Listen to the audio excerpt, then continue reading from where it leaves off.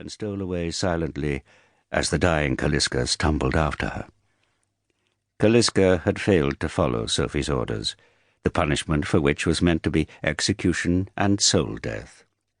So Luby should have lit a fire with an Inuak crystal, cooked Kaliska, and eaten some of her flesh to kill her soul. However, Kaliska had brought her this far. So Luby built a normal fire, burnt Kaliska's body, and, instead of eating part of it, shed a few tears. Luby walked south, bow on her back, half-moon obsidian blades at her hips. Slung over one shoulder was a small leather bag containing a water skin and the alchemical supplements and healing salves that Yoki Chopper the warlock had left with Kaliska. She walked a long way that day, and further the next. She expected the rest of the Ausla warriors to catch up at any moment, returning south after dispatching the mushroom men, but there was no sign of them. She wondered what could have happened. Had they met a superior force, or been tricked into their doom? Worrying, however, detracted from her enjoyment of the walk, so she banned negative thoughts, and decided that the Ausla's mission must have taken them further than expected. Their quarry had probably fled west, away from the lake. Sophie, Paloma Pronghorn, Sitsi Kestrel, and the others had surely followed them, killed them, then taken a more westerly path back to Calnia, where they'd be waiting for her. The following morning she awoke and breakfasted. She stretched, felt her pre-injury power fizzing in every muscle, and knew that she'd be able to run back to Calnia that day, if she wanted to. But she didn't want to. In her years growing up in Calnia, then becoming Ausla, Luby Zephyr never had any time on her own. So she walked, slowly, taking detours to enjoy the view from small hills, to discover waterfalls, and to investigate anything else that caught her interest. She told herself she was lingering to allow the rest of her squad to catch up, but knew it wasn't true. She was as happy as she could remember being, wandering through the world, alone. She paced along, her head in the air and her feet on the ground.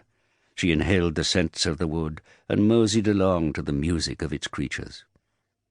When she started walking every day, worries flew in and batted at her mind, but soon it seemed that her troubling thoughts fluttered away, mingled with nature, and returned, combined with the rhythms of the land and its animals.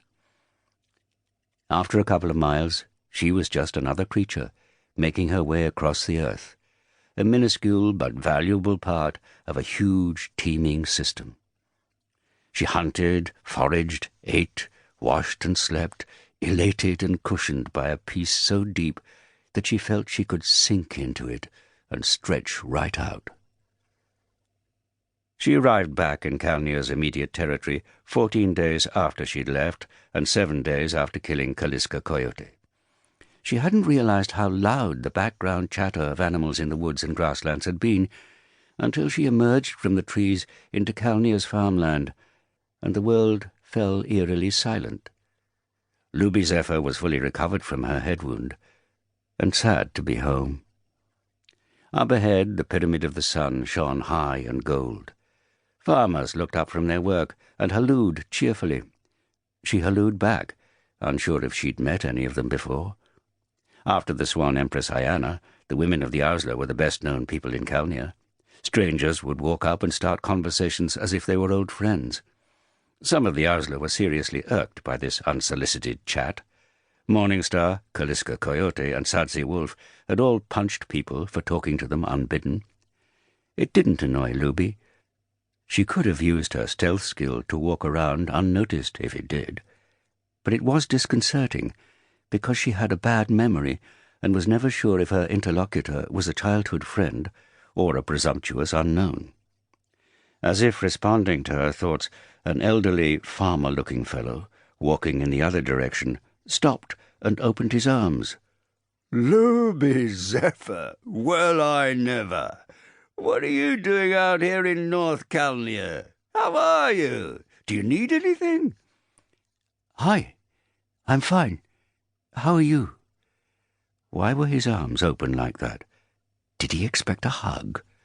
She settled for opening her own arms in a sort of "Wahey" greeting.